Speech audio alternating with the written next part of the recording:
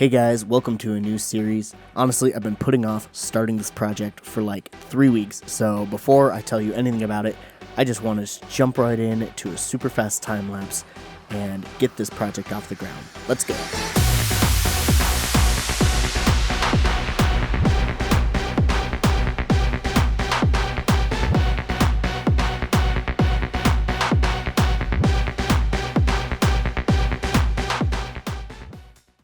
Whew, okay, I'm glad that's done with. Sometimes I just need to get my ideas out into the world, into code, to actually start to really think about them and turn them into something real.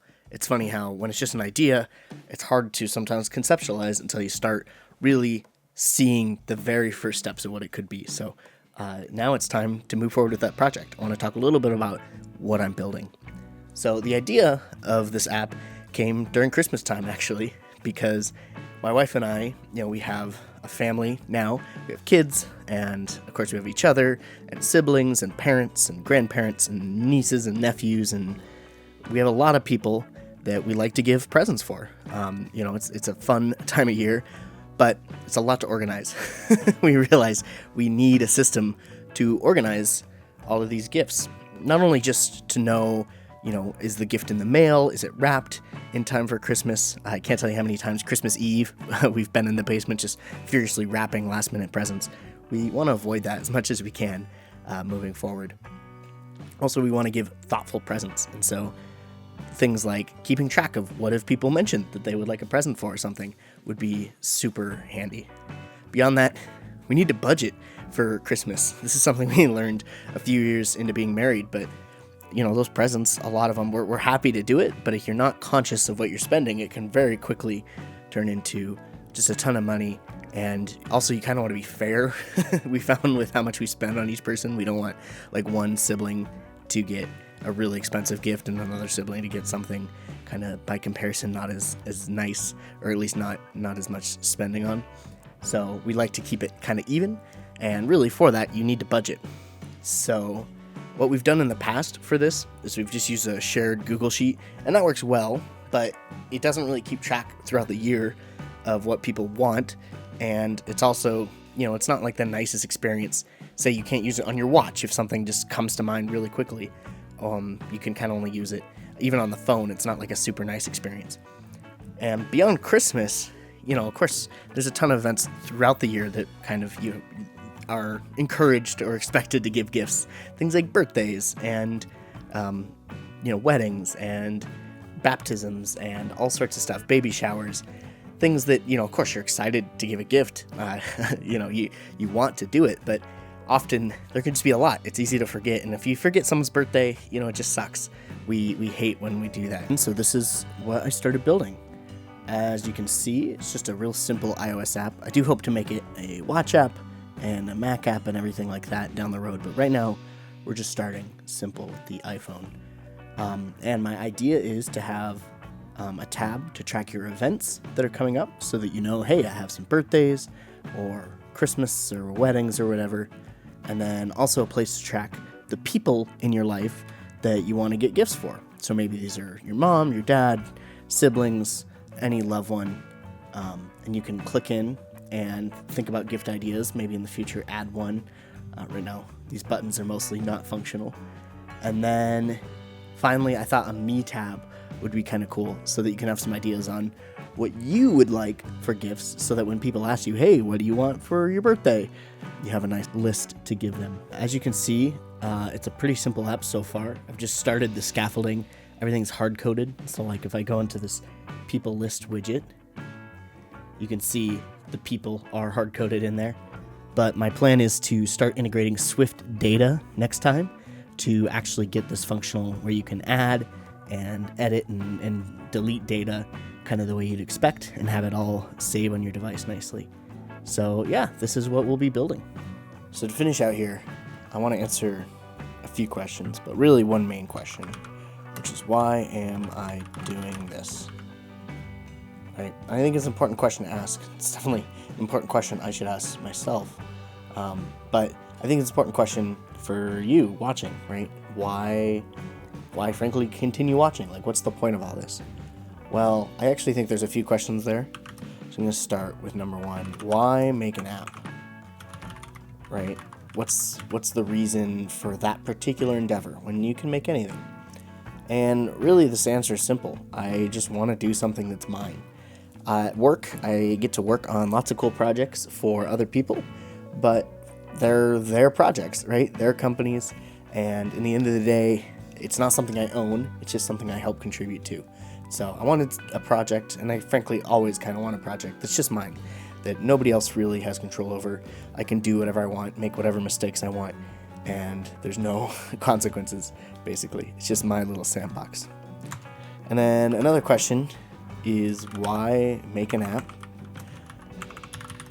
about gifts?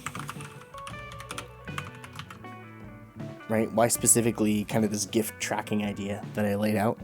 And it's simple. This is an app for my wife and I, primarily. We just kind of want to use it. And so that's why I'm making it.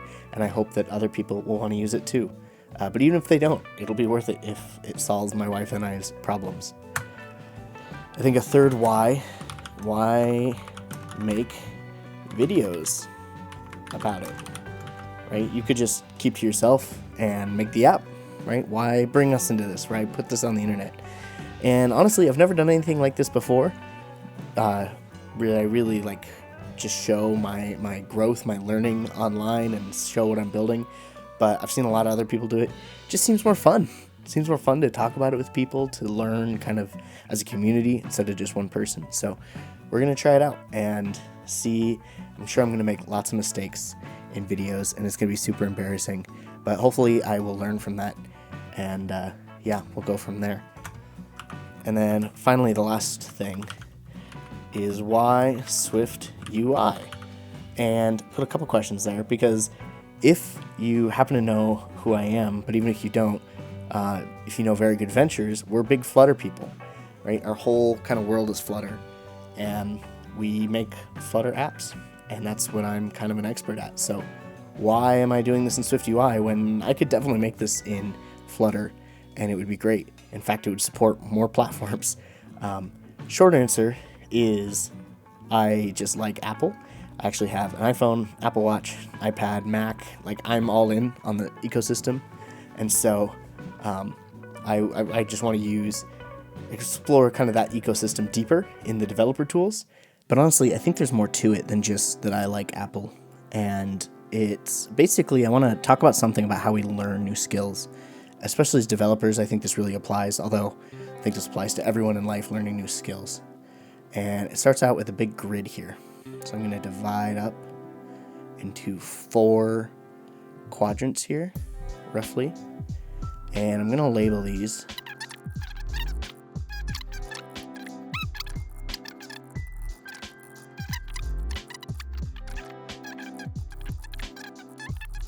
All right. Thank goodness for spell check on all this. So we have this set up. Where do we start, if you had to guess? We'll make a little bubble. This is me. Where do we start? Well, as you could probably guess, anytime we're learning a new skill, we start in this unconsciously incompetent, right? So basically what this means is we don't know what we don't know. We don't know how the world works, or at least we don't know how the thing we're trying to learn works.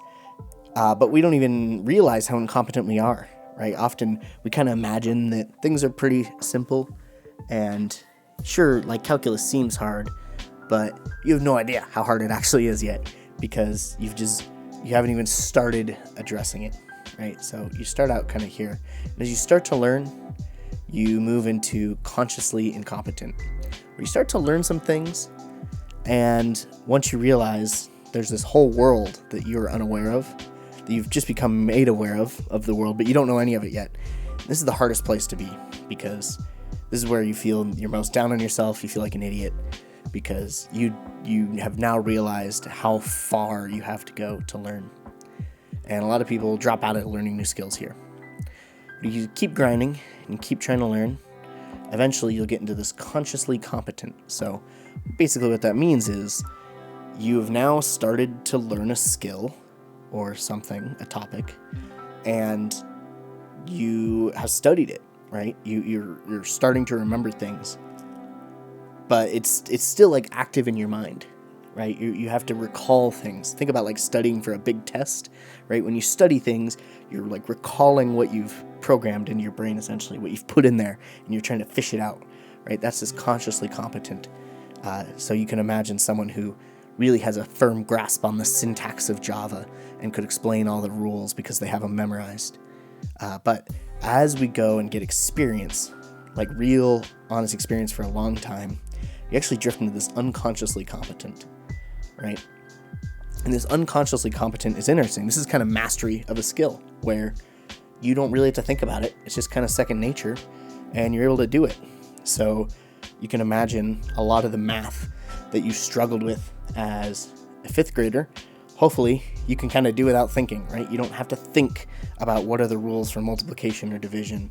You just have them. They're just part of your skill. When I was a barista, I got to a point where I didn't have to think about making coffee. I wasn't thinking about how much espresso goes into each drink or what flavors go. I could just do it without thinking, and that's this unconsciously competent. Interesting side note, if you're ever being someone who's training people, these are often really bad people for teaching and training because they don't really know how stuff works often. It just kind of does, and they're so good at it that it just fits together, and they often get frustrated by people who don't get that because they're stuck somewhere down here, right? They don't know it yet, and they have a long way to go. And so generally your consciously competent people, this is the stage where people are actually best at kind of training others generally. Of course, these are all general statements, but this is the path that learning a new skill often takes. So how does this relate to SwiftUI? We'll get to in a sec. There's another concept that I did just want to go over too. And I'm sure you've seen this one before, but we're going to do it anyway. This is the this is the comfort zone. And you'll notice it's a rather large circle, I think. And over here, the small pink one, the scary pink one, that is, if I can type, this is the growth zone over here, right? Where's me? Pull me back here. And we're going to make me all the way at the front. So, as you go through your 4 layers of competence, you start here in unconsciously incompetent. And I actually think you're kind of here.